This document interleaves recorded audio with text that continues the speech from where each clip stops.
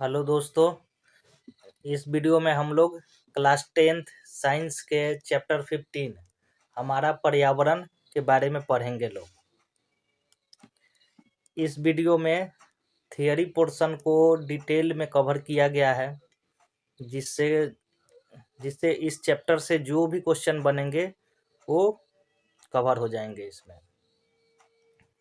तो शुरू करते हैं लोग। तो सबसे पहले जानना होगा कि पर्यावरण क्या होता है, इसका मतलब क्या होता है पर्यावरण का मतलब। तो यहाँ पे इसका पर्यावरण का मतलब, तो इसका मतलब ये होता है कि जैसे हम लोग हैं और हमारे चारों तरफ जो भी चीज़ें होंगी उस सब को मिला कर के क्या बोला जाता है, पर्यावरण बोला जाएगा। तो हमारे आसपास अगर जो भी चीज़ें हैं, अगर उसको कैटेगरी में रखना हो तो जनरली हम लोग दो कैटेगरी में रख सकते हैं। एक तो जैविक चीज़ें हो सकती हैं और दूसरा अजैविक चीज़ है। तो हमारे पास या तो जैविक चीज़ होगी या फिर अजैविक चीज़ होगी। तो जैविक चीज़ें जो होती हैं इसको बोला जाता है सजीव,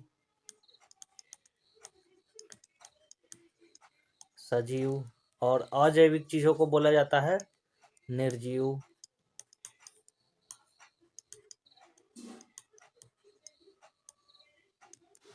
और ये क्या होंगी, ये हमारे आसपास होंगी। तो इस सब को मिला करके हम लोग क्या बोल सकते हैं कि ये हमारा पर्यावरण है। तो हमारे आसपास से दो चीज़ें, जैविक चीज़ें और अजैविक चीज़ें हो सकती हैं, और सबको मिला करके हम लोग बोल सकते हैं कि हमारा पर्यावरण है। अब यहाँ पे जो जैविक चीज़ है और अजैविक चीज़ है, इन दोनों में कोई मेल होगा और ये एक दूसरे पर डिपेंड भी करेंगे लोग। तो ये जैविक चीज़ और अजैविक चीज़ को जो मिल करके बनेगा उसको बोला जाता है परितंत्र। उसको बोलते हैं लोग परितंत्र। तो इस चैप्टर में एक तो परितंत्र के बारे में पढ़ना होगा, इकोसिस्टम। और जब ये एक दूसरे पर निर्भर करेंगी तो एक आहार श्रृंखला बनाएंगे। तो एक तो आहार श्रृंखला के बारे में पढ़ना होगा, और बहुत सारे जब आहार श्रृंखला आपस में जुड़े होते हैं तो आहार जाल बना लेते हैं। तो आहार श्रृंखला हो गया, आहार जाल हो गया। और जो हमारी जो गतिविधियों के कारण जो पर्यावरण में गिरावट आती है उससे बहुत सारी समस्याएं भी उत्पन्न होती है। जैसे कि ओजोन परत का ह्रास होता है, तो ओजोन परत के बारे में भी पढ़ना होगा इस चैप्टर में। और जो हम लोगों द्वारा जो कचरा जनरेट किया जाता है उससे भी समस्याएं होती हैं, और उसको निपटान कैसे किया जाएगा उसके बारे में भी पढ़ना होगा। तो ये हो गया हमारा ब्रीफ डिस्कशन कि क्या क्या चीज़ें इस चैप्टर में हमें कवर करनी है। तो सबसे पहले हम लोग परितंत्र से शुरू करते हैं। तो जो परितंत्र है इसको इंग्लिश में बोलते हैं लोग इकोसिस्टम। इसको बोला जाता है इकोसिस्टम।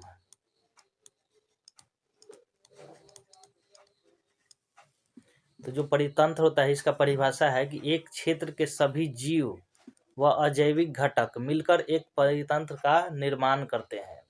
तो कोई भी एक क्षेत्र होगा उसमें क्या होगा, एक तो जैविक होगा और दूसरा अजैविक घटक होगा, और उसी को मिला करके क्या हम लोग बोल सकते हैं कि ये है एक इकोसिस्टम है। तो जैसे क्या हो सकता है कि एक जैविक चीज होगा जिसको जनरली बोलते हैं लोग जीवित जीव, और एक होगा अजैविक। इसको जीवित जीव बोला जाता है और इसको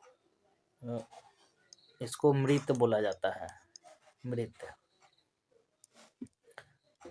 और इसको जैविक को इंग्लिश में बोला जाता है बायोटिक। इसको भी थोड़ा ध्यान रखना है।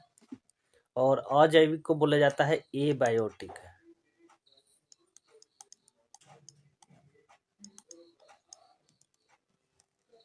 और जैविक का मतलब होता है कि सजीव, और अजैविक का मतलब होता है निर्जीव। तो जैसे कोई हमारे पास क्या हो जाएगा, एरिया, कोई भी एक एरिया हो गया। जैसे एक हम ड्रॉ कर देते हैं ऐसे एरिया।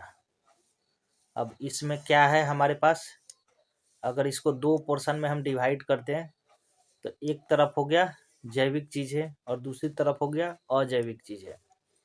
और इन दोनों को मिला करके जो एरिया में होंगे उस एरिया को बोला जाएगा परितंत्र, इकोसिस्टम। जैसे एक एग्जाम्पल से हम लोग समझ लेते हैं कि इकोसिस्टम का एक जो एग्जाम्पल होता है कि एक बगीचा हो गया। यहाँ पे एक एग्जाम्पल हम लोग ले लेते हैं बगीचा। एक बगीचा का हम लोग एग्जाम्पल लेते हैं। तो अगर आप सुबह सुबह बगीचे में जाओगे तो सबसे पहले क्या देखोगे उसमें? जनरली दो टाइप के चीज देखोगे। एक तो होगा जैविक, क्या होगा? जैविक।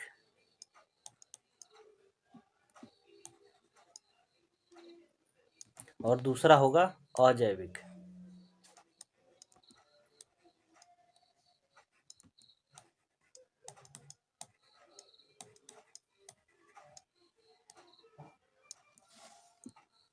अब जैविक में जैसे एग्जाम्पल, जैविक में एग्जाम्पल क्या हो जाएंगे?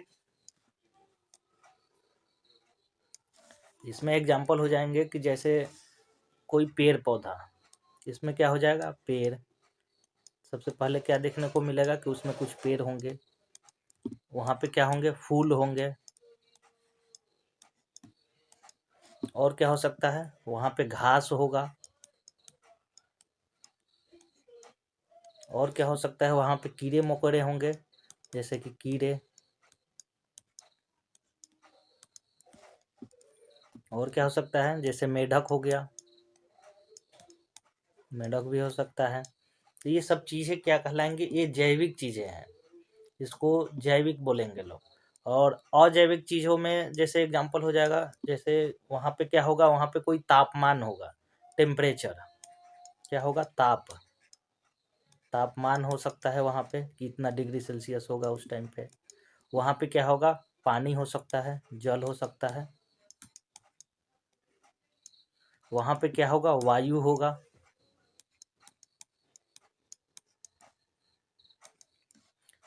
और वहाँ पे क्या हो सकता है? मृदा हो सकता है, मृदा, मिट्टी। तो जैसे हमने एक एग्जाम्पल लिया कि एक एग्जाम्पल बगीचा का लिया, तो उसमें क्या है? एक जैविक होंगे और एक अजैविक होंगे। तो दो कंपोनेंट होंगे, जैविक और अजैविक। जैविक में होगा जैसे पेड़, फूल, घास, कीड़े मकोड़े, मेढक। और अजैविक में जैसे वहाँ पे टेम्परेचर हो जाएगा, पानी हो जाएगा, वायु हो जाएगा, जो हवा हो गया, और मृदा हो गया, मिट्टी। इस सबको बोलेंगे अजैविक घटक। तो इन दोनों से मिल करके जो एरिया बनेगा, जैसे बगीचा बन गया, तो बगीचा को हम लोग बोल सकते हैं कि बगीचा एक परितंत्र है, इकोसिस्टम है।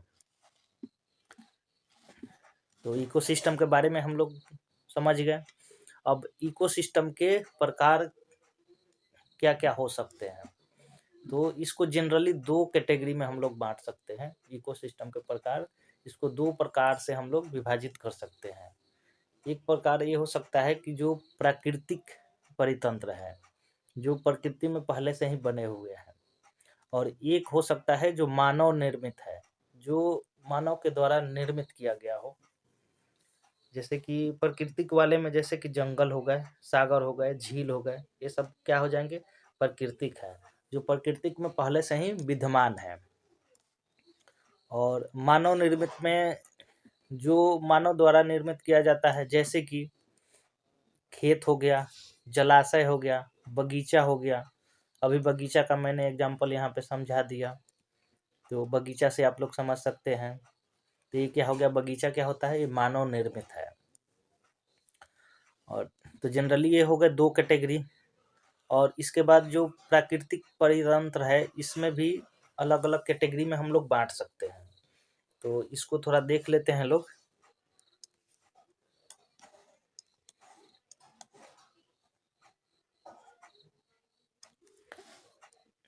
तो हम लोगों ने क्या पढ़ा कि जो परितंत्र है,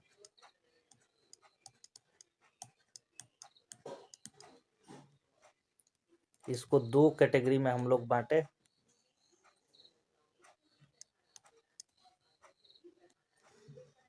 पहला था हमारे पास प्राकृतिक,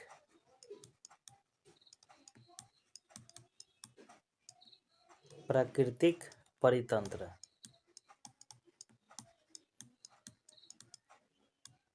इसको नोट भी करिएगा लोग। और दूसरा है मानव निर्मित।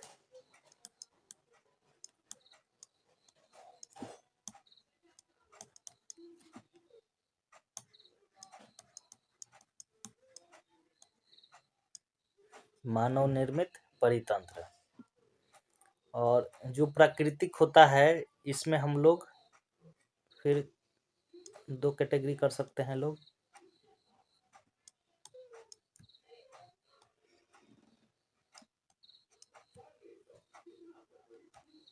एक तो हो सकता है जलीय होगा,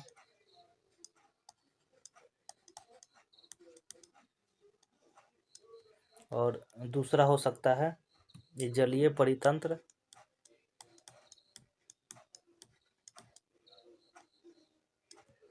और एक हो सकता है भौमिक, जो भूमि पर हो।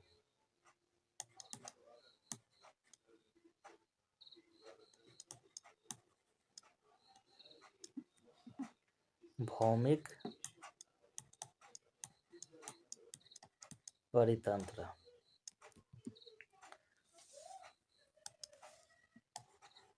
तो ये जो परितंत्र है पहले हम लोगों ने दो कैटेगरी में रखा, एक प्राकृतिक और दूसरा मानव निर्मित।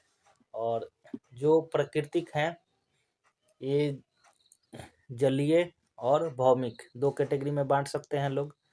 और तो जलीय का मतलब है कि जो जल में हो, और भौमिक का मतलब है कि जो भूमि पर हो। और जो जलीय परितंत्र है इसको भी हम लोग दो कैटेगरी में रख सकते हैं।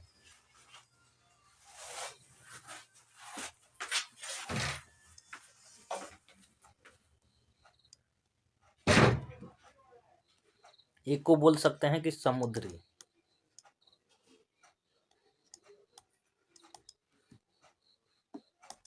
समुद्रीय परितंत्र, और दूसरे को बोल सकते हैं स्वच्छ जल परितंत्र।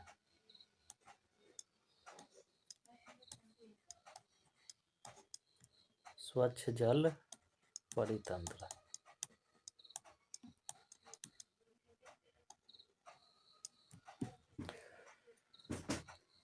जैसे अब यहाँ पे क्या है, स्वच्छ जल परितंत्र। इसमें क्या हो सकता है एग्जाम्पल, इसका एग्जाम्पल अगर देखा जाए तो इसका एग्जाम्पल हो सकता है कि जो नदी है, नदी हो सकता है। नदी क्या है, एक परितंत्र है, उसमें जैविक और अजैविक घटक दोनों रहते हैं। और इसके अलावा तालाब,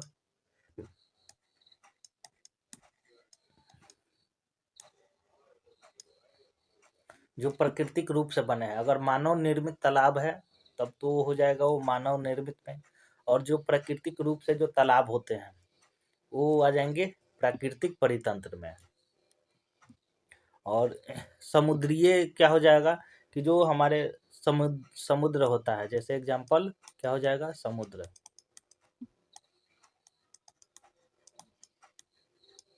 समुद्र या सागर। तो ये जो परितंत्र है ये कहलाएंगे समुद्रीय परितंत्र।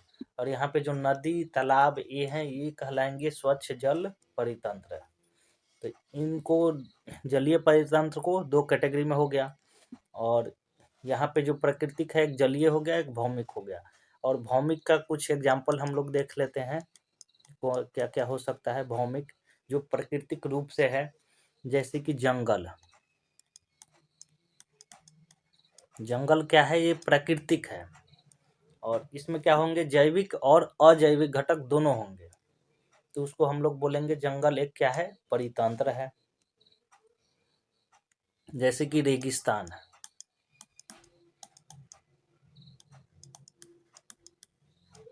रेगिस्तान भी क्या हो जाएगा, एक प्राकृतिक भौमिक परितंत्र हो जाएगा ये। और जैसे कि घास के मैदान,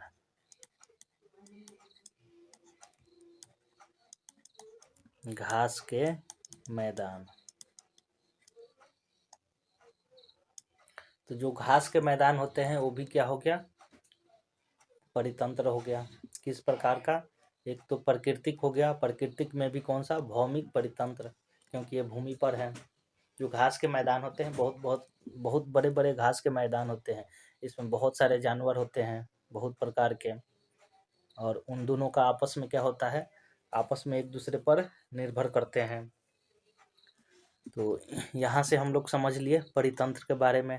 और मानव निर्मित में भी देख लेते हैं कुछ एग्जाम्पल को। जो मानव निर्मित में यहाँ पे एग्जाम्पल लिखा हुआ है, जैसे कि खेत हो गया, यहाँ पे खेत हो गया, जलाशय हो गया, बगीचा हो गया। बगीचा का हमने देख लिया। जैसे जो खेत होता है उसमें भी क्या है, उसमें पेड़ पौधे लगे होते हैं, हमारे फसल लगे होते हैं, तो वो सब हो गए जैविक। उसमें भी कीड़े मकोड़े होंगे।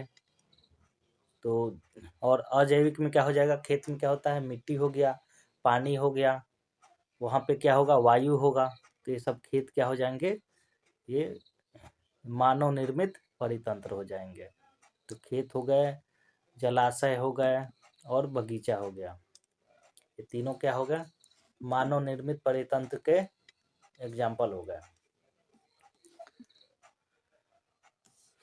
अब आगे देखते हैं इसके।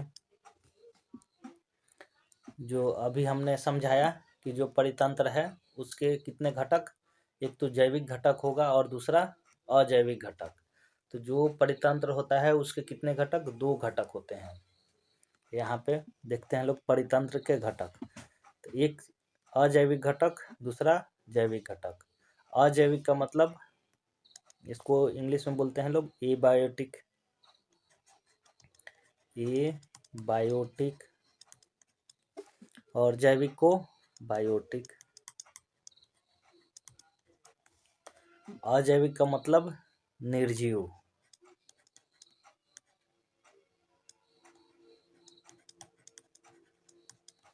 और इसका जैविक का मतलब सजीव।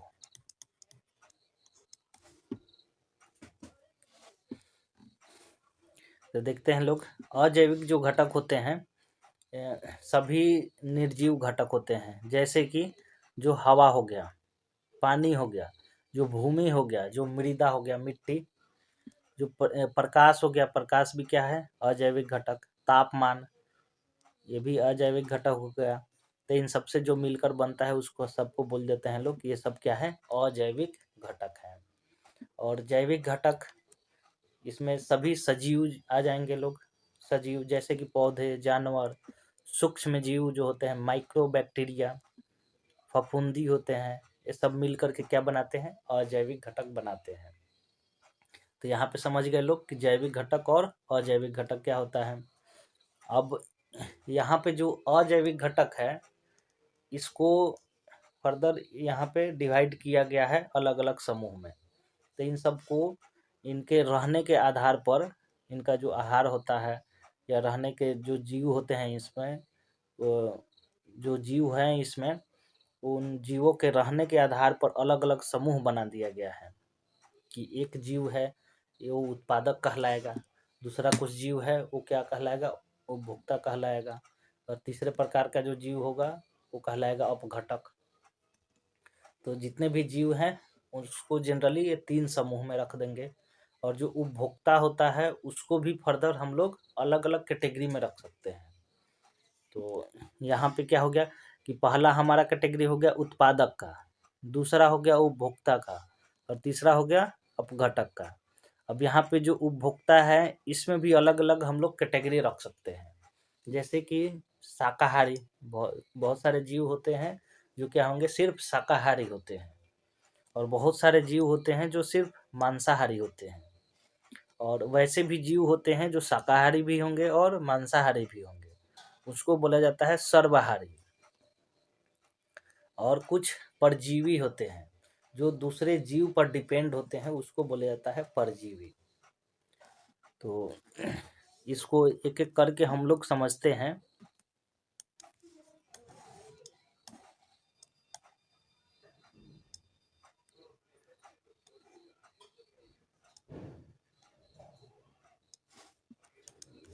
तो जो भी जैविक घटक थे उनको आहार के आधार पर हमने क्या कर दिया, अलग अलग कैटेगरी में बना दिया। तो उत्पादक का मतलब होता है कि जो अपना खाना स्वयं बनाता हो उसको बोलते हैं लोग उत्पादक। और एक होता है उपभोक्ता, जो अपना खाना मतलब स्वयं खाना नहीं बनाता हो और दूसरे पे डिपेंड हो, किस पे, उत्पादक पे डिपेंड हो, उसको बोला जाता है उपभोक्ता। जैसे कि हम लोग जो होते हैं, हम लोग उपभोक्ता की कैटेगरी में आते हैं। हम लोग अपना खाना खुद नहीं बनाते हैं। अब वो वाला नहीं कि हम लोग तो बना कर खाते हैं, ऐसा वाला नहीं है। यहाँ पे क्या है कि जो सूर्य का प्रकाश है, जो प्रकाश संश्लेषण होता है, उसके द्वारा खाना बनाया जाता है। जैसे पेड़ पौधे जो होते हैं, सूर्य के प्रकाश से क्या बना लेते हैं, वो प्रकाश संश्लेषण करके अपना खाना बना लेते हैं। हम लोग क्या करते हैं, हम लोग खाना बनाते नहीं हैं, हम लोग खाना पका कर खाते हैं। जैसे कि चावल हो गया, गेहूँ हो गया, इस सबको क्या करते हैं, हम लोग पकाते हैं। जैसे सब्जियां हो गया, उसको हम लोग पका कर खाते हैं, बना कर नहीं खाते हैं लोग। तो बनाना, जो खाना बनाना हुआ वो क्या कहलाएगा, उत्पादक, जो खाना अपना स्वयं बनाए। और जो उत्पादक पे डिपेंड रहेगा उसको बोला जाता है उपभोक्ता। तो यहाँ दोनों में कंफ्यूज नहीं होना है।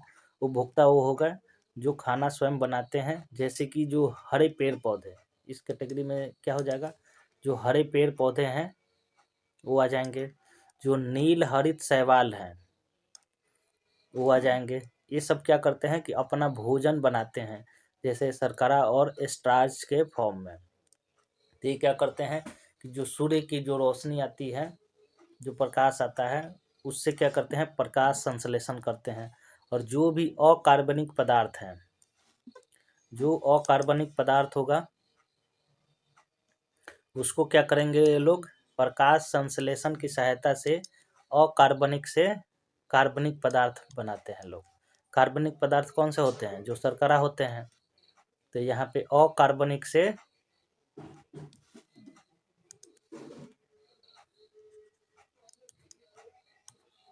कार्बनिक बनाएंगे।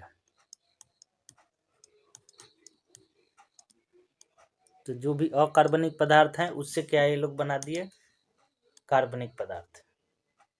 किसकी सहायता से, प्रकाश संश्लेषण की सहायता से। तो जो पेड़ पौधे होते हैं वो क्या करते हैं, प्रकाश संश्लेषण, और ये खाना बनाते हैं। तो ये हो गए, ये कहलाएंगे उत्पादक। ये कहलाएंगे उत्पादक। तो उत्पादक हम लोग समझ लिए। अब आगे देखते हैं उपभोक्ता। तो ऐसे जीव जो किस पे डिपेंड हो, उत्पादक पे डिपेंड हो, तो उसको बोला जाता है उपभोक्ता। जो खाना खुद नहीं बनाते हैं, जो उत्पादक खाना बनाए होते हैं, उसी को ये क्या करते हैं, ग्रहण करते हैं। तो जैसे कि एग्जाम्पल यहाँ पे देख लेते हैं लोग कि जो पेड़ पौधे हैं, जैसे एग्जाम्पल यहाँ पे क्या है कि पेड़ पौधा है, यहाँ का है पेड़ पौधा। अब इस पेड़ पौधे को कौन खाता है, ये तो पेड़ पौधा अपना खाना खुद बना ले रहे हैं सूर्य के प्रकाश से। अब ये पेड़ पौधे हैं, इसको कौन खाता है, यहाँ पे कौन खाएगा, हिरन। हिरन खाएगा। तो ये हिरन क्या कहलाएगा, हिरन यहाँ पे कहलाएगा उपभोक्ता। और यहाँ पे जो पेड़ पौधे हैं ये क्या कहलाएंगे, उत्पादक। और हिरन यहाँ पे क्या हो जाएगा, उपभोक्ता। अब यहाँ पे जो भी उपभोक्ता है इसको भी फर्दर हम लोग अलग अलग कैटेगरी में बांट देते हैं। जैसे कि कुछ को बोला जाता है शाकाहारी, जो सिर्फ पेड़ पौधे या पत्ते खाते हैं, तो उसको बोला जाता है शाकाहारी। तो शाकाहारी में जैसे एग्जाम्पल हो जाएगा, जैसे बकरी होता है, हिरन होता है। इसके आगे भी आप लोग को एक दो एग्जाम्पल अपने से खुद से लिखना है।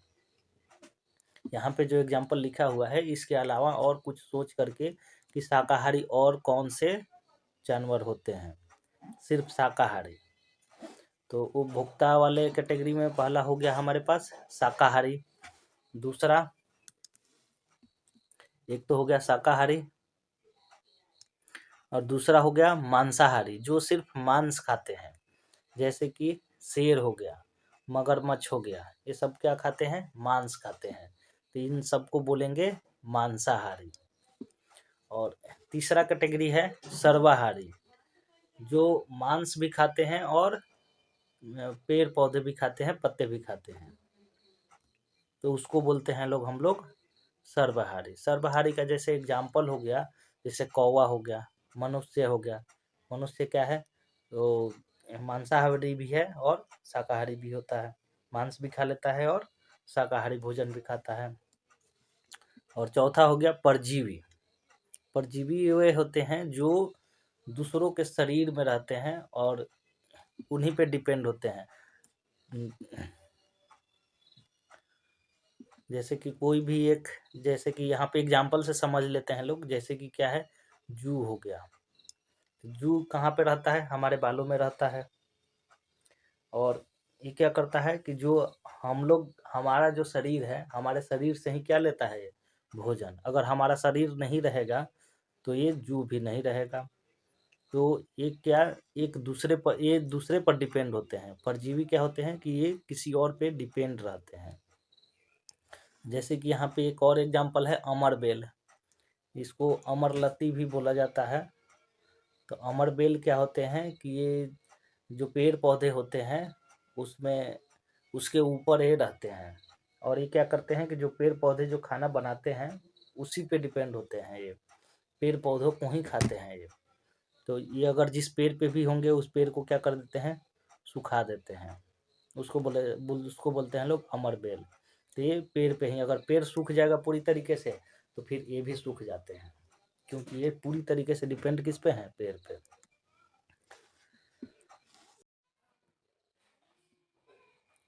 इसमें तीसरा कैटेगरी है अपघटक का। अपघटक होते हैं जो फफूंदी या फिर जीवाणु होते हैं, जो क्या करते हैं, जो कि मरे हुए जीव होते हैं और पौधों के जटिल पदार्थ को सरल पदार्थ में विघटित कर देते हैं। तो ये विघटन का काम करते हैं। तो अपघटक क्या होते हैं, जो विघटित कर देते हैं। और जैसे कि जो कोई जानवर है, अगर वो मर गया, क्या है वो, मृत जानवर है, कोई मृत जानवर है। अब इसको क्या करते हैं ये एक तरीके से इसको खाते हैं। इसको क्या करेंगे, इसको खा करके और फिर से उसको मिट्टी में मिला देंगे, मतलब इसका विघटन कर देते हैं। इसको हम लोग बोलते हैं कि इसको विघटित कर दिया गया। तो उसी को, इसको जो विघटित करते हैं उसी को बोला जाता है कि ये अपघटक हैं। जैसे कि फफूंदी, इसको इंग्लिश में बोला जाता है फंगी। जीवाणु, इसको इंग्लिश में बोला जाता है बैक्टीरिया। या फिर इसमें एक और कैटेगरी हो सकती है सूक्ष्म जीव। सूक्ष्म जीव, इंग्लिश में इसको बोलते हैं लोग माइक्रो ऑर्गेनिज्म। ये क्या कर देते हैं, इसको विघटित करते हैं लोग।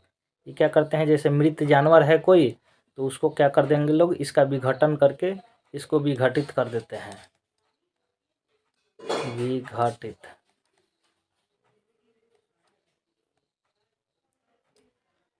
तो एक तरीके से क्या किए इन्होंने, ये मृत जानवर था, इसका विघटन कर दिया, इसको मतलब खा गए। तो एक तरीके से ये लोग साफ सफाई का भी काम करते हैं। तो जो सूक्ष्म जीव है इसको बोला जाता है कि ये अपमार्जक की तरह काम करते हैं। किसके तरह, अपमार्जक। अपमार्जक, अपमार्जक का मतलब होता है कि जो अपमार्जन करे। अपमार्जन मतलब कि जो साफ सफाई करे। तो ये जो सूक्ष्म जीव होते हैं, ये क्या, एक तरीके से इनको बोला जाता है कि ये हैं अपमार्जक, जो कि क्या करते हैं, ये अपमार्जन का काम करते हैं, अपमार्जन का काम करते हैं।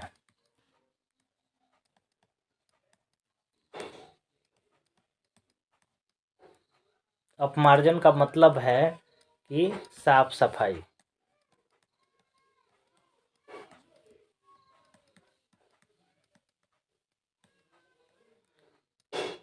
तो कोई भी पेड़ पौधा है या फिर कोई मृत जानवर है, अगर वो मर गया तो उसके बाद ये सूक्ष्म जीव होते हैं, ये इसको खा जाते हैं और खा करके इसको फिर से मिट्टी बना देते हैं। और ये क्या हो जाएंगे, विघटित हो जाएंगे। तो सूक्ष्म जीव किसका काम कर रहे हैं, अपमार्जक का काम कर रहे हैं, और ये क्या कर रहे हैं, अपमार्जन कर रहे हैं। अपमार्जन का मतलब होता है कि साफ सफाई करना। तो साफ सफाई का भी काम करते हैं कौन से, सूक्ष्म जीव। अब इसके आगे देखते हैं, अगला टॉपिक है आहार श्रृंखला। हमने अभी देखा था इकोसिस्टम। इकोसिस्टम में जैविक और अजैविक घटक थे और दोनों एक दूसरे पे डिपेंड भी थे। और उसी में होता है कि जैसे जो डिपेंड है तो एक दूसरे को खाते हैं, जैसे एक दूसरे के भोजन पे डिपेंड रहते हैं, तो वो क्या बनाते हैं, आहार श्रृंखला बनाते हैं। इसको इंग्लिश में बोला जाता है फूड चेन।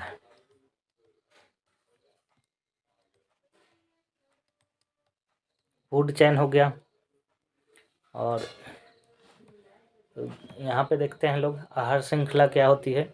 आहार श्रृंखला एक ऐसी श्रृंखला है जिसमें एक जीव दूसरे जीव को भोजन के रूप में खाते हैं।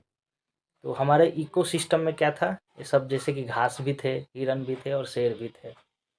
तो यहाँ पे घास जो है तो एक एक कंपोनेंट हो गया हमारे इकोसिस्टम का कि घास है। अब घास को कौन खा रहा है, हिरन, और फिर हिरन को कौन खा रहा है, शेर।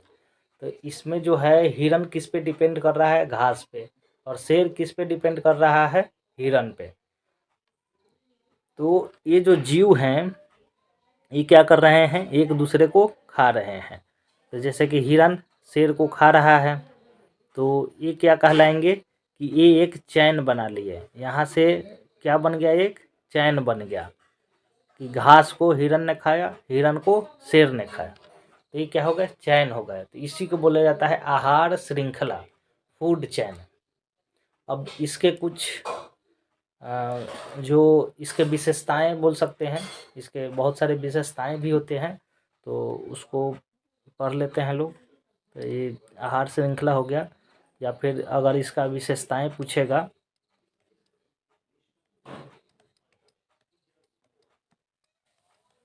विशेषताएं, या फिर इसको बोल सकते हैं लोग गुण। आहार श्रृंखला के विशेषताएं या फिर गुण। तो इसमें एक टॉपिक होगा, एक पोषी स्तर होता है, पोषी स्तर। तो इसको देखते हैं लोग क्या है। एक जो आहार श्रृंखला है उसी में जो जैविक घटक होते हैं उनमें क्या होता है कि ऊर्जा का स्थानांतरण होता है, कि ऊर्जा एक स्तर से दूसरे स्तर में जाता है। जैसे कि यहाँ पे एग्जांपल, जैसे घास है, हिरन है, शेर है, तो एक स्तर ये हो गया, इसको बोलेंगे लोग एक स्तर। एक स्तर ये हो गया, ये दूसरा स्तर हो गया, और ये तीसरा स्तर हो गया। तो जब एक स्तर से दूसरे स्तर में क्या होगा कि ऊर्जा का स्थानांतरण होगा, तो उसी को बोला जाता है पोषी स्तर। तो उसको क्या बोला जाता है, पोषी स्तर। तो यहाँ पे कौन सा है, पहला पोषी स्तर है, ये दूसरा पोषी स्तर है, और ये यहाँ पे शेर तीसरा पोषी स्तर है। इसको और थोड़ा अच्छे से डायग्राम से समझ लेते हैं लोग। जैसे हमारे पास क्या था, जैसे उत्पादक, तो ये उत्पादक हो गया। उसके बाद जो उत्पादक पे डिपेंड होते हैं, जो उत्पादक को खाते हैं, उसको बोला जाता है उपभोक्ता। अब उपभोक्ता में भी क्या होगा कि अलग अलग उपभोक्ता में भी कैटेगरी हम लोग बना सकते हैं कि ये यहाँ पे डायग्राम से पहले हम लोग देख लेते हैं। ये जो घास है, ये जो पेड़ पौधे हैं, इसको बोलेंगे लोग उत्पादक। ये हो गया उत्पादक। अब जो उत्पादक को खाता है उसको बोलते हैं लोग उपभोक्ता। तो ये हिरन क्या हो गया, उपभोक्ता हो गया। और हिरन को कौन खा रहा है, शेर। तो शेर एक तरीके से तो घास पे भी डिपेंड हुआ ना, अगर घास नहीं होता तो फिर हिरन भी नहीं होता। तो एक तो हो गया उत्पादक, और उसके बाद जो भी होंगे उसको हम लोग बोलते हैं उपभोक्ता। तो अब इसमें जो है हिरन, इसको बोलेंगे लोग फर्स्ट, मतलब प्रथम उपभोक्ता, और इसको बोलेंगे लोग सेकेंड उपभोक्ता। तो वैसे ही अगर पिरामिड बनाना हो तो ये हो गया उत्पादक, और यहाँ पे हो गया प्राथमिक उपभोक्ता, यहाँ पे हो गया द्वितीयक उपभोक्ता, यहाँ पे तृतीयक उपभोक्ता। तो इसको 1 नंबर देते हैं लोग, 1 2, यहाँ पे 3 और यहाँ पे 4। तो जो पोषी स्तर होता है वो, जैसे उत्पादक है तो इसको पोषी स्तर 1 बोलेंगे, यहाँ पे दूसरा पोषी स्तर है, यहाँ पे तीसरा पोषी स्तर हो गया, यहाँ पे चौथा पोषी स्तर हो गया। यहाँ पे क्या हो रहा है, ऊर्जा का स्थानांतरण हो रहा है।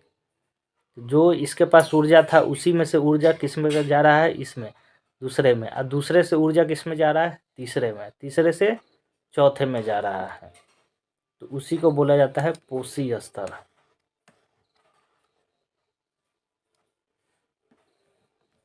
तो जो ऊर्जा का स्थानांतरण हो रहा है उसको हम लोग बोल रहे हैं पोषी स्तर। अब ये जो ऊर्जा का जो स्थानांतरण हो रहा है, ये जो होता है ये एक ही दिशा में होता है। अगला जो पॉइंट है कि एक आहार श्रृंखला में ऊर्जा का स्थानांतरण एक दिशा में होता है। तो यहाँ पे क्या हो रहा है कि ऊर्जा कभी भी, जब भी जाएगा ऊर्जा, तो कहाँ जाएगा, पहले से दूसरे में जाएगा और दूसरे से तीसरे में। मतलब यहाँ पे कैसे जाएगा ऊर्जा, यहाँ से इधर। अब ऐसा नहीं हो सकता कि यहाँ से ऊपर से नीचे आ जाए। तो ये क्या जाएगा, एक दिशा में चलता है, एक दिशा में जाएगा, पहले से दूसरे में, दूसरे से तीसरे में। ऐसे ऊर्जा का क्या होता है, स्थानांतरण। तो इस पॉइंट को ध्यान रखना है कि जो भी ऊर्जा का स्थानांतरण होगा एक दिशा में होगा। अब अगला पॉइंट है, हरे पौधे सूर्य की ऊर्जा का 1% भाग जो पत्तियों पर पड़ता है उसको अवशोषित करते हैं। जो हरे पेड़ पौधे होते हैं उस पर जो सूर्य का प्रकाश पड़ता है उसका 1% भाग को क्या करते हैं, वो लोग अवशोषित करते हैं, और उसी से क्या बनाते हैं, वो भोजन बनाते हैं। फोटोसिंथेसिस के माध्यम से, प्रकाश संश्लेषण के माध्यम से वो पेड़ पौधे अपना भोजन बनाते हैं।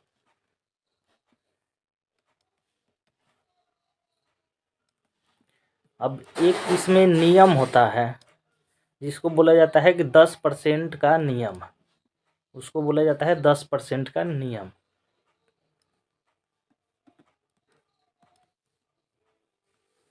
इस एक 10% का नियम बोलते हैं लोग। इसमें क्या होता है कि जो एक पोषी स्तर है से, एक पोषी स्तर से दूसरे पोषी स्तर में जो ऊर्जा का जो स्थानांतरण होता है वो कितना होता है, 10% होता है। यहाँ पे कितना होता है, 10%। और बाकी जो बच गए 90% वो उसी पोषी स्तर में उपयोग हो जाता है। जैसे एग्जाम्पल से हम लोग समझ लेते हैं कि ये तो था हमारे पास पोषी स्तर, ये पहला पोषी स्तर, दूसरा, तीसरा और चौथा। तो सपोज करिए कि जो पेड़ पौधे हैं उन्होंने जो एनर्जी बनाया, तो एनर्जी को सपोज करिए इसको हम लोग किलो जूल में मेजर कर लेते हैं। एक एग्जाम्पल से कि ये 1000 किलो जूल पेड़ पौधों के पास एनर्जी है। यहाँ पे कितना है, 1000 जूल। जो पेड़ पौधे हैं 1000 किलो जूल है पेड़ पौधों के पास एनर्जी। अब जो ये पेड़ पौधे हैं इसको हिरन ने खाया, हिरन यहाँ पे क्या हो जाएगा, दूसरे पे, यहाँ पे ये क्या हो जाएगा, हिरन। तो जब इस हिरन ये पेड़ पौधे खाएगा तो पेड़ पौधों के पास था 1000 किलो जूल। तो 1000 का 10% होता है 100, तो 100 किलो जूल। तो ये हिरन को कितना मिलेगा एनर्जी, 100 किलो जूल मिलेगा। अब हिरन के पास कितना गया, 100 किलो जूल। अब हिरन को किसने खाया, शेर ने। तो हिरन को जब शेर खाएगा तो शेर के पास कितना एनर्जी जाएगा, तो हिरन के पास था 100 किलो जूल। तो 100 किलो जूल का 10% 10 हो जाएगा। तो शेर के पास कितना पहुंचेगा, 10 किलो जूल। तो इसी को बोला जाता है कि 10% का नियम। जो ऊर्जा का बहाव होता है, जैसे यहाँ पे 1000 था पेड़ पौधे के पास, पेड़ पौधों को हिरन ने खाया तो हिरन के पास गया उसका 10% 100 किलो जूल। अब हिरन को शेर ने खाया तो शेर के पास कितना जाएगा, 100 का 10% 10, तो 10 किलो जूल जाएगा शेर के पास। और बाकी जो जो 90% जो बच जाते हैं, जैसे कि 10% तो इधर चल गया, 10% चल गया इधर 10%, और बाकी बच कितना गया यहाँ पे 90%, ये इसी में कंज्यूम हो जाएगा। इसी का जो क्रिया होती है इसी में ये कंज्यूम हो जाएगा। तो इस चीज़ को समझ गए लोग, 10% का नियम।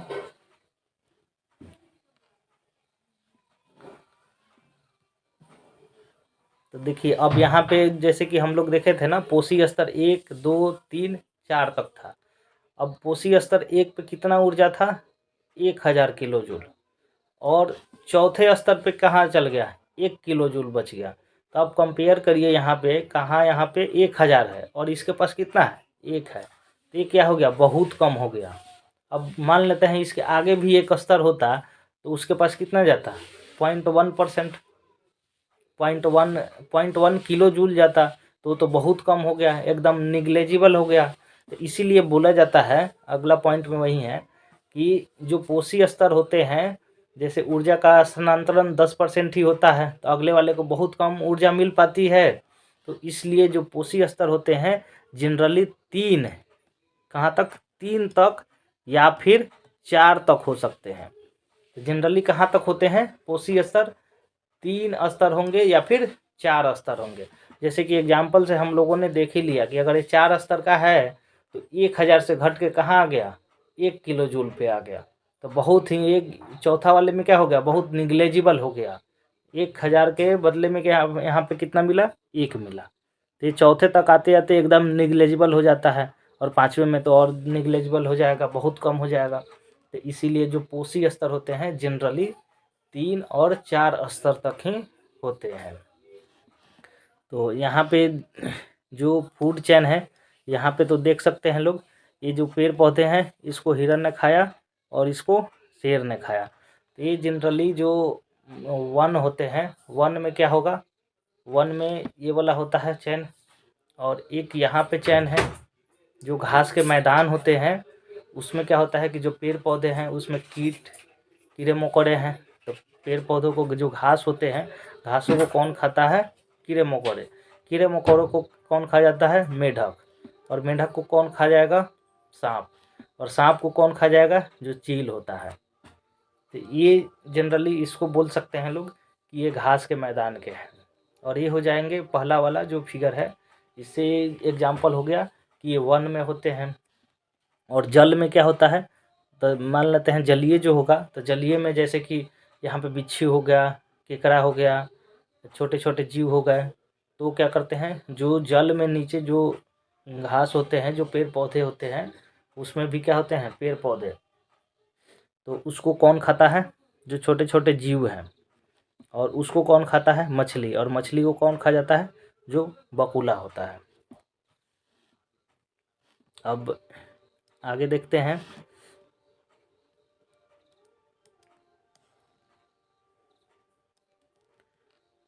फूड चेन में ही है, एक बोला जाता है जैव संवर्धन।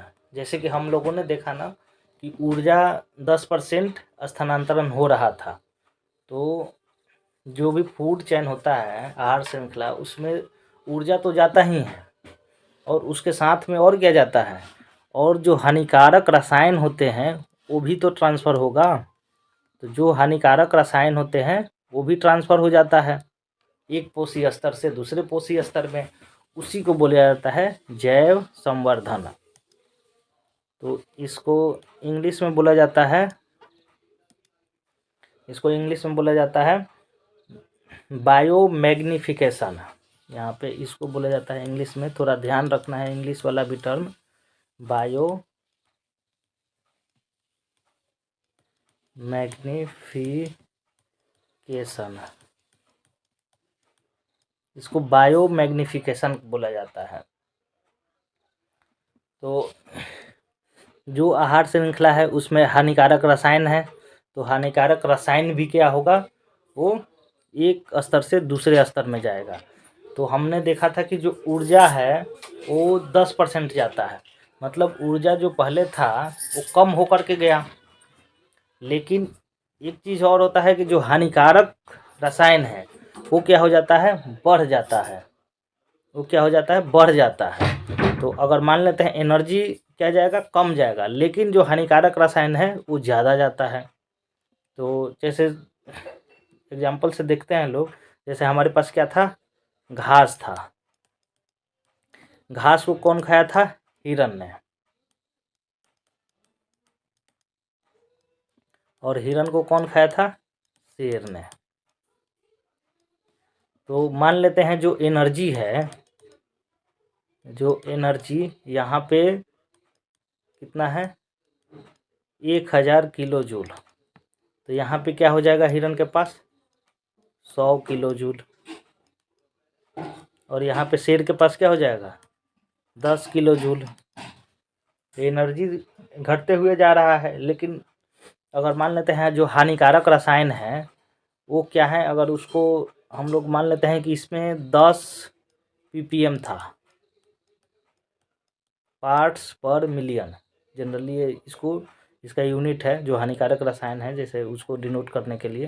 तो मान लेते हैं कि 10 था, तो 10 से इसमें जाएगा तो क्या हो जाएगा, ये बढ़ जाएगा। तो ये कितना हो जाएगा, 200 हो जाएगा, 200 ppm। अब हिरन के पास 200 ppm हो गया हानिकारक रसायन, और हिरन को कौन खाया, शेर ने। तो शेर के पास कितना हो जाएगा, 5000 ppm।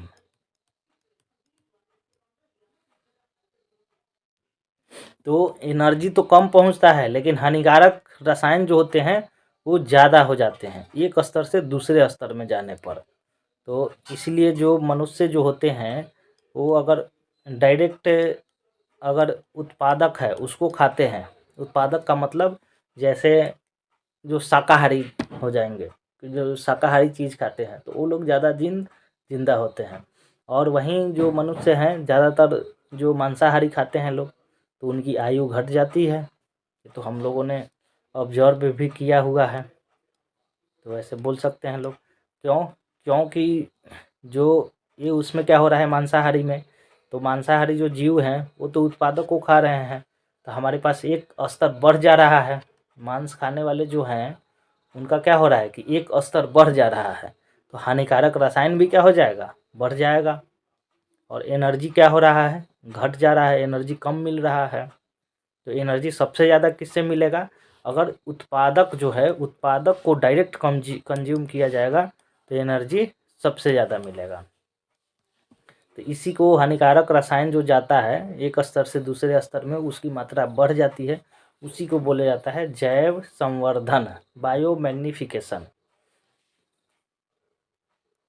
तो यहाँ से देख सकते हैं लोग कि जो ऐसे जो रसायन होते हैं इसकी अधिक मात्रा कहाँ मिलेगी, मानव शरीर में मिलेगी।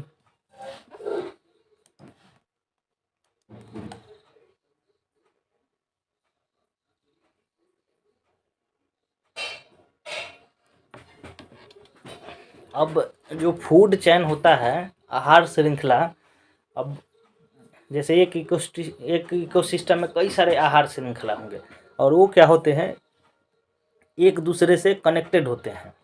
जैसे कि यहाँ पे देख सकते हैं लोग कि ये डायग्राम में देख लीजिए कि ये जो फूड चेन है, ये बहुत सारे फूड चेन है, और सभी आपस में क्या है, एक दूसरे से कनेक्टेड है। तो इस सब को मिला करके क्या बोल दिया जाता है, आहार जाल। इसको बोलते हैं लोग आहार जाल, और इंग्लिश में बोला जाता है फूड वेब। इसको बोला जाता है फूड वेब। वेब का मतलब जाल। तो एक जाल सा बना लिए, जैसे कि यहाँ पे क्या है, जो पौधा है ये किस पे डिपेंड कर रहा है, जो खरगोश है, खरगोश किस पे डिपेंड कर रहा है, पौधा को। जैसे पौधा को कौन खा रहा है, खरगोश, और खरगोश को कौन खा रहा है, लोमड़ी। वैसे ही पौधे को कौन खा रहा है, चूहा। यहाँ पे क्या हो जाएगा, पौधों को चूहा, और चूहा को कौन खा जा रहा है, चील। तो यहाँ से डायग्राम भी देख सकते हैं लोग, डायग्राम में बहुत सारे यहाँ पे बनाया हुआ है, ठीक। तो इस डायग्राम को बना करके आप लोगों को इसको लिखना भी है, ये सब के नाम, और 2-4 बार इसको रिवाइज करना है। तो ये जो फूड वेब है, आहार जाल, ये समझ में आ जाएगा। ये एक दूसरे से क्या है, ये सब कनेक्टेड हैं। तो एक इकोसिस्टम में क्या हो गए, बहुत सारे फूड चैन होते हैं और वो चैन क्या होते हैं, एक दूसरे से कनेक्टेड होते हैं। तो उसी को बोला जाता है आहार जाल।